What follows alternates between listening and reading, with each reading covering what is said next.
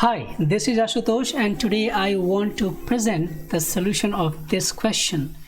And this problem was sent to me by one of my students. So let's see how we can do that. So first of all, the question is sine inverse x squared plus cosine inverse x divided by cosine inverse x squared plus sine inverse x is equal to -3 is a given equation for which x is equal to alpha satisfies this equation. And from this equation, if we are able to find that value of alpha, we have to substitute that alpha in here to find out the correct value of this expression. That is secant inverse alpha minus tan inverse alpha, the quantity divided by cot inverse alpha minus cosecant inverse alpha. So first of all, it is actually very easy to guess and find out the value. Like we know that x lies between -1 and 1 because the domain of cos inverse x and sine inverse x are the same, -1 and 1. So why not we can simply try those standard ratios like 0 plus minus 1 plus or minus 1 over root 2 plus or minus root 3 over 2, because we know angles related to these ratios. So we can simply try out each of these 7 standard ratios one by one and figure out whether one of them is satisfying or not. And so once you do that, you will find out that -1 is the correct solution. But my point is, what is the correct way to simply go by step and find out the exact answer? So here I'm going to present that thing. So for that, it is actually we have to recall this identity, and the recall is so simple: sine inverse x plus cosine inverse x is pi over 2 for all x belongs to -1 and 1. We simply know that. And if you just observe this given equation, we can figure it out that sine inverse x squared and cos inverse x squared are making a pair, so that we can use this identity to get the value pi by 2. And similarly, cos inverse x and sine inverse x can be paired to give you the value of pi over 2. So for that, we have to do some manipulations in this given equation so that we can get some term where sine inverse x squared and cos inverse x squared added and cos inverse x sine inverse x added. So for that, first of all, let me copy the equation: sine inverse x squared plus cos inverse x divided by cos inverse x squared plus sine inverse x, and here on the right hand side this is -3. To get that pair, I can simply add 1 both sides. What is the consequence of adding this 1? We can make the common denominator in the left hand side, and we can figure it out that this is going to give us pi by 2 2 times. Let us see how. It will be sine inverse x squared plus cos inverse x as it is, but once we make the common denominator, this will go on the top and it will be cosine inverse x squared plus sine inverse x, and in denominator we are not going to do anything. So let us just write that thing as it is. On the right hand side we will have -2. You can notice that this sine inverse x squared and cos inverse x squared will make one pair to give us pi by 2. So I'm just replacing this sine inverse x squared and cos inverse x squared taking together, and for cos inverse x and sine inverse x I am again writing pi over 2.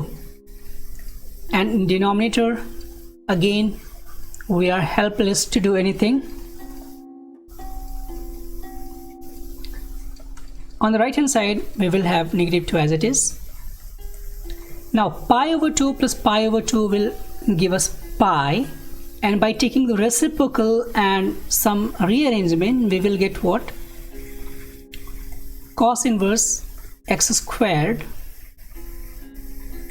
plus sine inverse x is equal to negative pi over 2. And from here we have to think upon what we can do some manipulations to get the answer. I want to make same angle on the left hand side. Same means this is a cos inverse x squared is one angle in cos, and this is sine inverse x with a different angle rather than cos. So I want to make either cos or sine, because if there are different things, it will be a little bit of difficult to handle the situation. So for that I am going to replace this sine inverse x with pi by 2 minus cos inverse x by using the same identity. So here I'm going to write cosine inverse x squared, and by replacing this sine inverse x by this term, we will get this equation. Again we can do some simplification in here, and I don't want to see the negative sign on the right hand side, so I can just manipulate like this, and so this will give us cos inverse x minus cos inverse x squared is equal to pi. And this is a very pretty neat clean equation we have. Now if we have any inverse trig functions involved in any equation, it is actually very handy to replace those inverse functions with some numbers, because they are angles. So we can just take cosine inverse x as A, and let us take cosine inverse x squared as B. So this will give us x is equal to cosine A, and here we can write x squared for cosine B. So in equation 1, let us just substitute A and B. So we get A minus B is equal to pi, and for this we will have again a very simple equation in terms of A and B. Since everything is in cosine, why not we can simply impose or apply cosine over here. So this will give us cosine of A on the left and cosine of pi plus B on the right.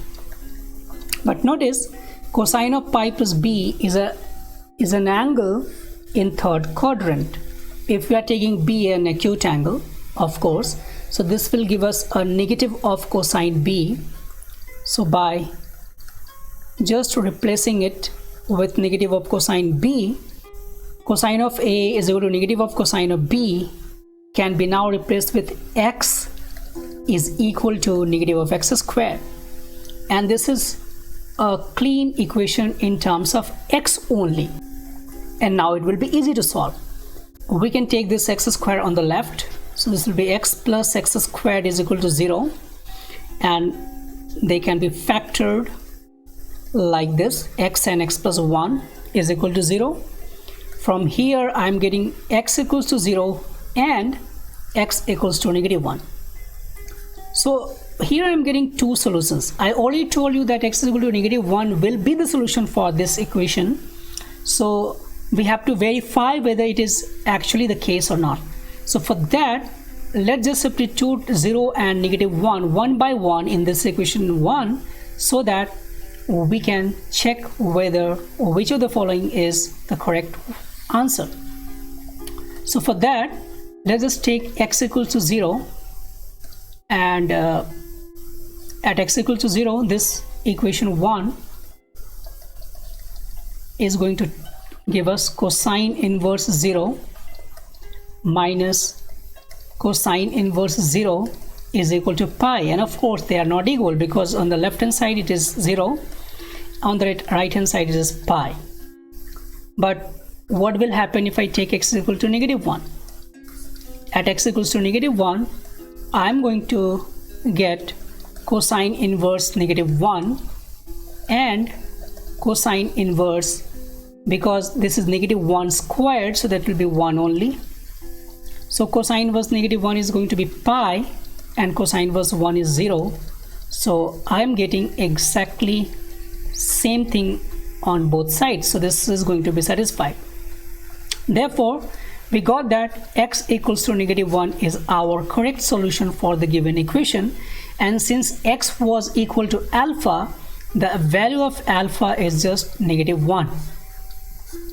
And so now we are in situation to plug that alpha is equal to -1 in the asked expression. So let's just substitute that.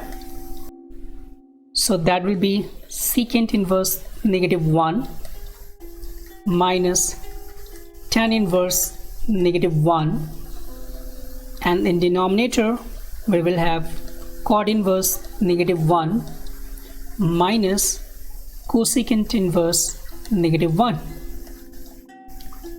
This sec inverse -1 is pi.